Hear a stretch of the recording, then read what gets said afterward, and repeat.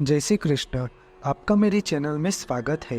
आज हम बात करेंगे नाथद्वार में स्थित श्रीनाथ जी की बालक स्वरूप की छटा, जो हर तरफ की छोटी या बड़ी बात का एक प्रतीकात्मक अर्थ होता है। इसके बारे में संपूर्ण माहिती प्रदान करूंगा। श्रीनाथ जी का बालक स्वरूप भक्तों के मन को मोह लेता है। इस स्वरूप से आत्मा को परम शांति का अनुभव होता है और हमारे भीतर आनंद की भावना जगाता है। इसलिए हर रोज हजारों भक्तगण नाथद्वार मंदिर के बाहर कुछ समय के लिए श्रीनाथ जी की मनमोहक झलक यानी कि दर्शन करने के लिए धैर्यपूर्वक प्रतीक्षा करते हैं। नाथद्वार में श्रीनाथ जी को भगवान श्री कृष्ण के 7 साल के बालक के रूप में दर्शाया गया है, लेकिन व्रजवासी और वैष्णव संप्रदाय के लोग उन्हें प्यार से श्रीजी बाबा कहकर पुकारते हैं। श्रीनाथ जी गोवर्धन पर्वत के नीचे उस द्वार की दहलीज पर विराजमान है, जो हमें सीधे भगवान श्री कृष्ण के गोलोक धाम की ओर ले जाते हैं। नाथद्वार मंदिर में स्थित श्रीनाथ जी का स्वरूप गहरे काले रंग का है। उनकी ऊंचाई लगभग 4 फीट है। उनका दाहिना हाथ की मुट्ठी बंद है और कमर पर टिका हुआ है, लेकिन उनका अंगूठा बाहर निकला हुआ है। उनका बायां हाथ ऊपर की ओर उठा हुआ है। यहाँ उनके चारों ओर धनुषाकार पीठिका को छूता है। उनके दोनों पैरों सीधे हैं और जमीन को छूते हैं। उनकी आंखें आधी बंद है और नीचे झुकी हुई है। उनके बाल चोटी में बंधे हुए हैं।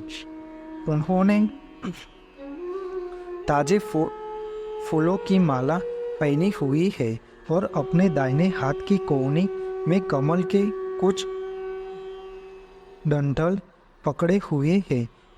श्रीनाथ जी का श्रृंगार भाव और उनके स्वरूप के युद्ध का माहौल हर दिन बदलता रहता है। श्रीनाथ जी इन सभी पहलुओं के जरिए भक्तगणों को संदेश देते हैं। श्रीनाथ जी की बाई भुजा ऊपर की ओर उठी हुई है। यहाँ पीठिका के आयताकार मेहराब को छूती है। इसका वर्णन किया जाए तो भगवान श्री कृष्ण ने वृंदावन वासियों को इंद्र के प्रकोप से बचाने के लिए अपने बाएं हाथ की छोटी उंगली पर गोवर्धन पर्वत को उठा लिया था।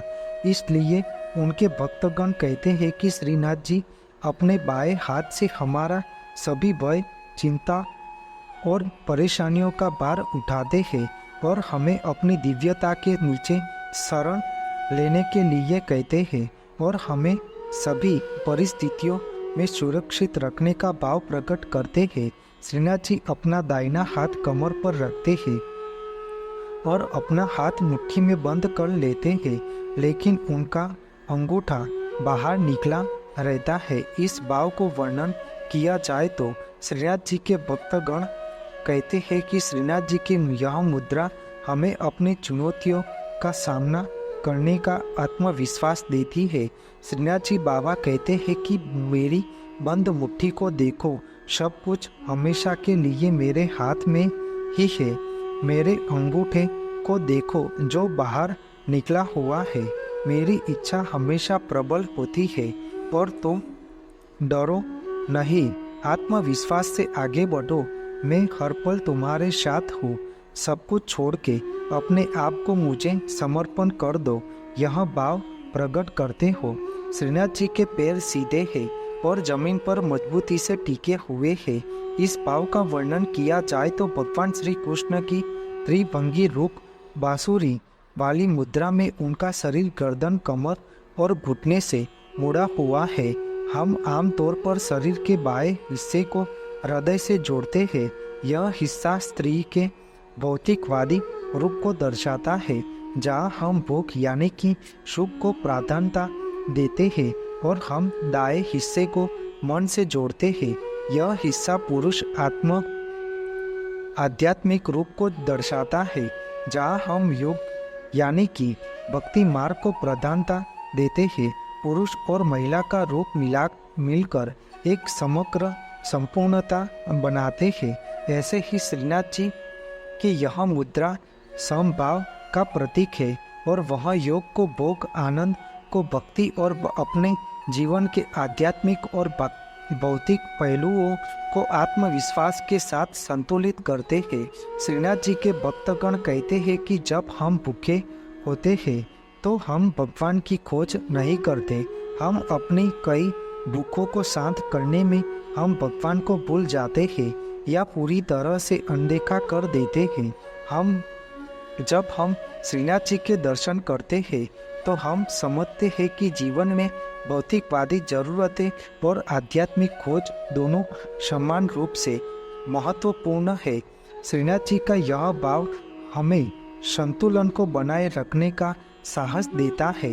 अन्य देवी देवताओं की मूर्तियों में भगवान की आंखें खुली हुई है, लेकिन श्रीनाथ जी को आंखें आधी बंद है। उनकी झुकी हुई आंखों के पैरों की ओर देखती है। श्रीनाथ जी के इस भाव का वर्णन उनके भक्तगण पूरे विश्वास के साथ कहते हैं कि श्रीनाथ जी की नज़र सहानुभूति से भरी है। उनकी झुकी हुई आंखें हमेशा अपने भक्तगण को देखती है। उन्हें हमारी सब गलतियां का पता होता है। हम अपनी चुनौतियों से निपटने के लिए संघर्ष कर रहे हैं, इसलिए श्रीनाथ जी हमारी सभी गलतियों को जानते हुए भी हमें स्वीकार करते हैं और माफ करते हैं और भक्तगण पर सदैव अपनी कृपा दृष्टि बनाए रखते हैं। श्रीनाथ जी का आदि बंद आंखों का यही भाव प्रकट होता है। श्रीनाथ जी अपने बालों को हमेशा चोटी में बांधते हैं। श्रीनाथ जी के चेहरे पर हमेशा एक रहस्यमयी आदि मुस्कान बनी रहती है। इस भाव का वर्णन में उनके भक्तगण कहते हैं कि श्रीनाथ जी हमें नियंत्रण और संतुलन पर ध्यान केंद्रित करने के लिए कहते हैं। श्रीनाथ जी की आदि मुस्कान हमें अपनी आस्था और अपने आप का अहंकार को त्यागना और आत्मनिरीक्षण करने और सभी के लिए प्रेम भाव से अपने चेहरे पर मुस्कान रखने की सीख हमें इस भाव के द्वारा समझाते हैं। श्रीनाथ जी को कमल की कलियां और फूल अति प्रिय है। कमल वैराग्य और आत्म साक्षात्कार के प्रतीक समान है। श्रीनाथ जी को हर रोज ताजे फूलों की माला ओग से खुद को सजाना बहुत पसंद है। वह अपनी दाहिनी भुजा की कोहिनी में कमल के कुछ डंठल रखते हैं। इस भाव का वर्णन में उनके भक्तगण कहते हैं कि ताजे फूलों की माला योग माया के प्रतीक समान है। माया भगवान की एक प्रमुख शक्ति होती है।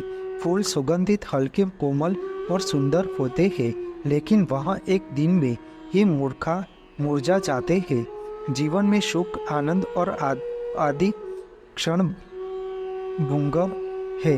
यह माया उस फूलों की तरह उनकी लीला का एक हिस्सा है। फूलों की माला की तरह जीवन में सब कुछ समय के बाद महत्वहीन हो जाता है। भक्ति योग से ब्रह्म की माया को समझाने का भाव प्रकट करते हैं। श्रीनाथ जी का बालक स्वरूप का दर्शन और वर्णन को सुनकर हमें अपने भीतर शांति का अनुभव होता है और हम सबको अपने अहंकार का त्याग करना, सभी के लिए दया और प्रेम भाव रखकर अपने जीवन का कुछ समय श्रीनाथ जी की सेवा और भक्ति करने में व्यतीत करना चाहिए। बोलो श्रीनाथ जी बाबा की जय। आपको मेरी यह माहिती अच्छी लगी हो तो मेरी चैनल को लाइक, शेयर, कमेंट, सब्सक्राइब करें और बेल आइकन को दबाना ना भूलें। जय स्वामी नारायण।